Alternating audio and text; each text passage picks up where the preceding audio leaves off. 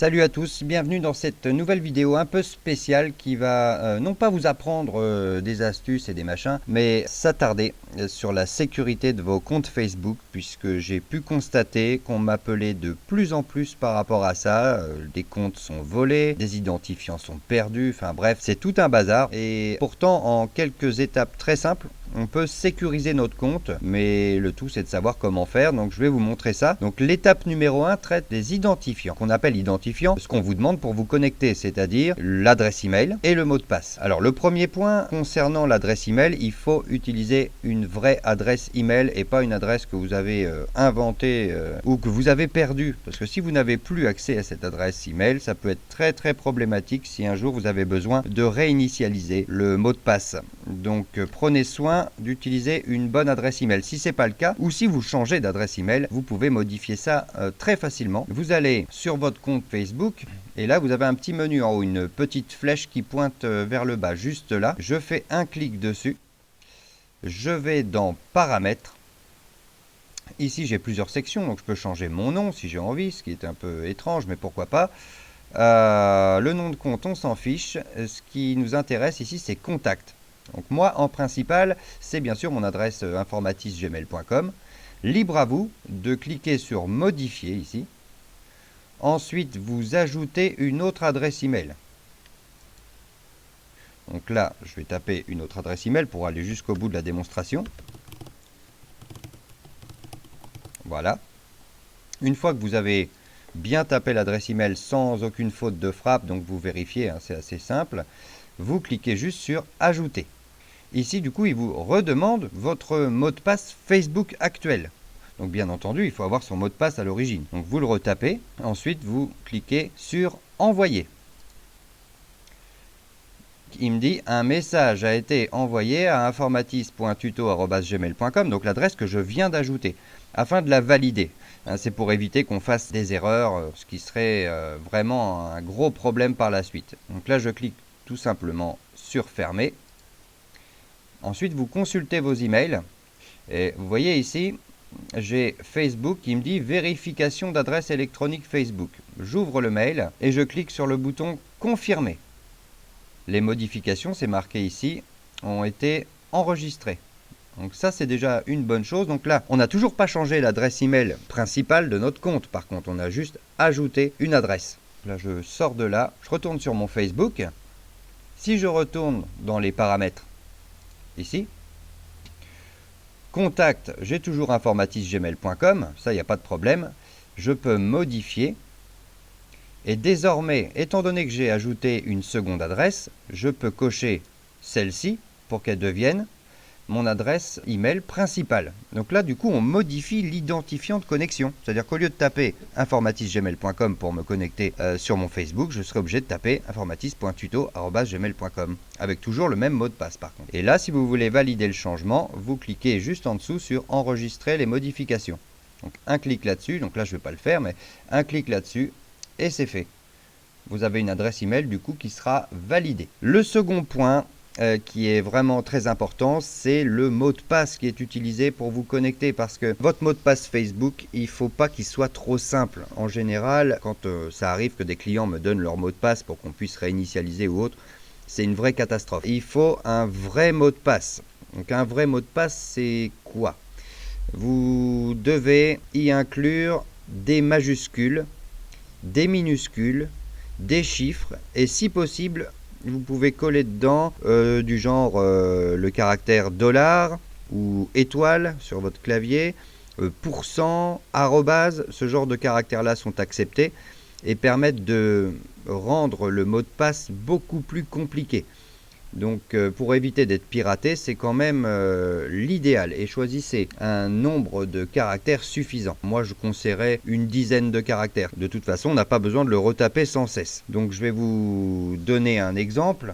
Par exemple, on va prendre Atis Delorme, par exemple. Je commence le mot de passe par arrobase, ensuite T majuscule, H-I-S en minuscule, D en majuscule encore, E, L encore en majuscule, O, R, N, E, 61 430. Voilà un exemple de mot de passe efficace qui fait 17 caractères, ce qui peut paraître excessif, mais étant donné la situation actuelle, il ne faut pas hésiter à rendre les choses mieux sécurisées. Donc, bien entendu, n'utilisez pas le mot de passe d'exemple que je viens de vous exposer. Donc, choisissez un mot de passe. Là, j'ai pris Atis Delorme. Après, ça peut être à peu près n'importe quoi. Ce qu'il faut, c'est essayer d'avoir une logique, une cohérence pour arriver à s'en rappeler plus facilement. Et puis, notez-le. Il ne faut pas le noter dans l'ordinateur. Il faut le noter sur, je ne sais pas, un bout de papier, quelque part, mais si vous avez peur de l'oublier, notez-le surtout parce que le nombre d'appels qui concernent des mots de passe perdus, je les compte même pas, quoi. C'est au moins 1 à 2 fois la semaine qu'on m'appelle pour ce genre de choses. Alors c'est pas irréversible, mais si on peut éviter, autant le faire. Si vous avez besoin de modifier votre mot de passe parce qu'il est mauvais, et vous venez juste de vous en rendre compte ou vous le saviez déjà, c'est très simple. Quand vous êtes sur Facebook, vous allez toujours sur la petite flèche là qui pointe vers le bas, toujours dans paramètres ici. À cet endroit précis, vous avez mot de passe. Donc je clique en face sur modifier. Là, il me demande le mot de passe actuel, donc mon mot de passe que j'utilise tous les jours. Juste en dessous, il faut taper votre nouveau mot de passe. Et pour des raisons de sécurité, il faut donc retaper dans la section confirmer votre mot de passe. N'oubliez pas de cliquer ensuite sur enregistrer les modifications. Et c'est tout. Après, vous êtes tranquille. Donc là, dans cette étape numéro 1, on a déjà des identifiants et un mot de passe qui sont fiables et sécurisés.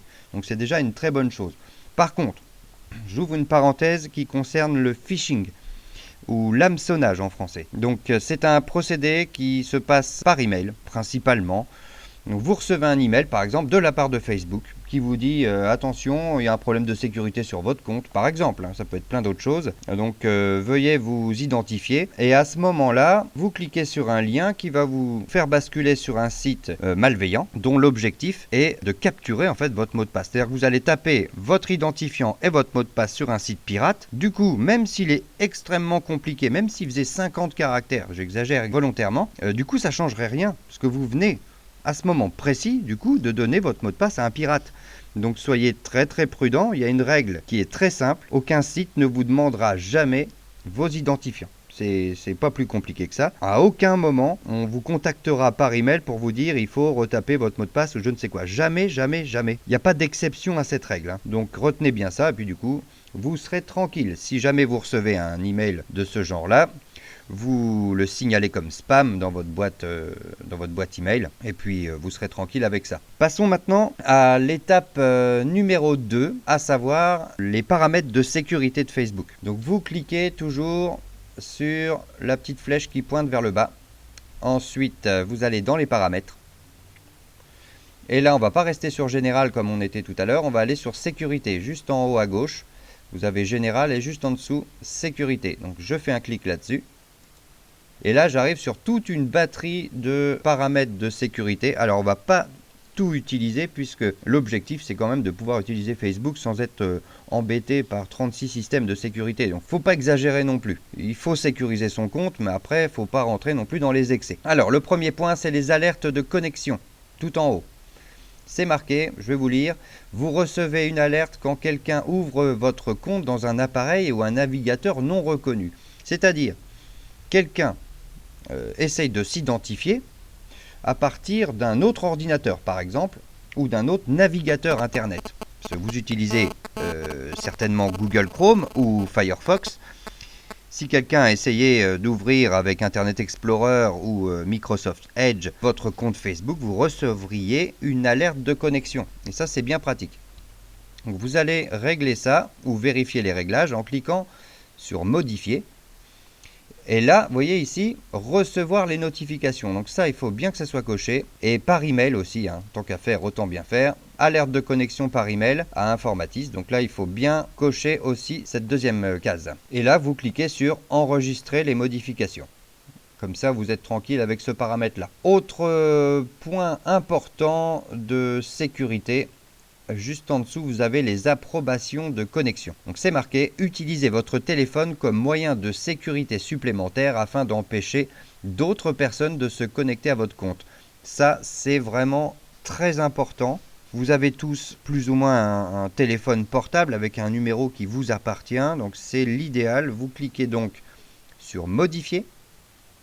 Ici, vous cochez la case Demander un code de sécurité lors de l'accès à mon compte à partir de navigateurs non reconnus. Donc si je passe sur le petit point d'interrogation là, ils nous disent qu'un navigateur inconnu est un ordinateur ou un téléphone que vous n'avez pas utilisé auparavant. Donc ça, c'est une bonne définition. Donc vous cochez cette case. Il vous dit, vous fait un petit topo quoi, sur le principe de fonctionnement. Donc là, on va faire démarrer, on ne va pas aller lire tout ça. Mais vous pouvez bien sûr. Hein. Si vous ne pouvez pas utiliser le générateur de code, nous pouvons vous envoyer un code de sécurité par SMS à votre téléphone. On clique sur Continuer. Et là, il vous demande un numéro de téléphone. Donc ici, moi je vais mettre mon numéro à moi. Et du coup, ils vont m'envoyer un texto. Donc je fais Continuer. Voilà. Donc là, sur mon téléphone portable, j'ai reçu un code de confirmation. Donc vous tapez ce code de confirmation. Ensuite, vous cliquez sur Confirmer. On attend un petit peu que ça mijote. Et voilà. À partir de maintenant, dès qu'un navigateur inconnu tentera de se connecter sur mon compte, j'aurai une notification par SMS. C'est, je dirais, l'une des meilleures sécurités qui soit. Je clique sur Fermer. Voilà. Donc les approbations de connexion, c'est fait. Après, il y a encore d'autres points. On va aller à l'essentiel. Les contacts de confiance, ça c'est pratique aussi. Choisissez des amis que vous pouvez appeler pour vous aider à récupérer votre compte si vous ne pouvez plus y accéder. Ça peut être très pratique. Si vous avez quelqu'un dans vos contacts Facebook que vous pouvez mettre en contact de confiance, quelqu'un de très proche, hein, de préférence, c'est quand même bien de pouvoir l'ajouter. Comme ça, si vous perdez vos identifiants ou autres, ou si vous avez un problème, ça vous permet d'avoir accès à plus d'informations et plus de choix. Donc là, on me dit, vous n'avez encore choisi aucun contact de confiance. Alors, je clique sur Choisir des contacts de confiance. Alors, faites attention, il faudra en choisir 3. 3 fiables à 100%. Hein, des personnes en qui vous avez vraiment toute confiance. Donc, je clique sur Choisir des contacts de confiance. Je tape, par exemple, hop... voilà. Moi, j'en choisis 3 un peu au hasard parce que c'est juste pour l'exemple. Et vous faites confirmer. On attend un peu et voilà. J'ai mes 3 contacts de confiance qui sont là et je suis tranquille. Ensuite, je vous conseille aussi d'aller jeter un œil. Si vous aviez un doute, par exemple, vous dites tiens, peut-être que quelqu'un s'est connecté sur mon compte, je suis pas sûr. Donc, vous pouvez aller vérifier vos navigateurs et applications ici. C'est marqué vérifier quel navigateur vous avez enregistré comme navigateur que vous utilisez souvent. Donc là, si je fais modifier, j'ai toute une liste d'appareils sur lesquels avec lesquels je suis allé sur Facebook. Libre à moi après de supprimer ceux qui ne me plaisent pas. Alors attention, parce que si vous supprimez tout, du coup, il va vous redemander un code par SMS pour pouvoir vous reconnecter. Hein. Donc il ne faut pas tout enlever, mais si vous aviez un doute sur quelque chose, par exemple celui-là VG je ne sais quoi, là c'est pas terrible, je clique sur supprimer et j'enregistre. Et voilà. Comme ça, si jamais quelqu'un s'était connecté avec mon compte sur cet appareil que je viens de supprimer, là on lui redemanderait un code par SMS. Chose qu'il ne peut pas avoir puisque mon téléphone, il n'y a que moi qui l'ai. Hein. Donc c'est bien pratique. Ensuite, vous avez où êtes-vous connecté. Donc c'est marqué examiner et gérer où vous êtes actuellement connecté à Facebook. Parce en ce moment même, au moment où je suis en train de parler là, si quelqu'un est sur mon compte, il faudrait que je puisse jeter un œil quand même. Donc je vais sur modifier. Et là, je vois qu'il y a plusieurs accès, puisque moi je suis connecté un peu partout. Donc je les ai déjà vérifiés, je ne vais pas les déplier, mais au moindre doute, vous cliquez sur mettre fin à toutes les activités. Comme ça, toutes les sessions qui sont connectées, que ce soit sur tablette, sur smartphone ou sur n'importe quel autre ordinateur ou navigateur internet, sera supprimé. Il faudra vous reconnecter du coup, hein, fatalement, sur tous vos appareils. Si vous voulez juste supprimer une activité, par exemple celle-là ici, vous cliquez juste sur arrêter l'activité et puis vous êtes tranquille. Voilà. Enfin, dernier point qui me paraît intéressant, on n'est plus vraiment dans la sécurité là, mais puisqu'on est dans cette rubrique-là, autant que je vous montre ça aussi. Le contact légataire. Donc ça, il y a un nouveau phénomène. Hein. Les réseaux sociaux, c'est bien, mais au bout d'un moment, on meurt. Hein, qu'on ait envie ou pas, c'est comme ça. Donc que faire? On meurt, ah oui, d'accord. Et notre compte Facebook, alors qu'est-ce qui devient? Est-ce qu'on veut qu'il soit fermé? Est-ce qu'on veut...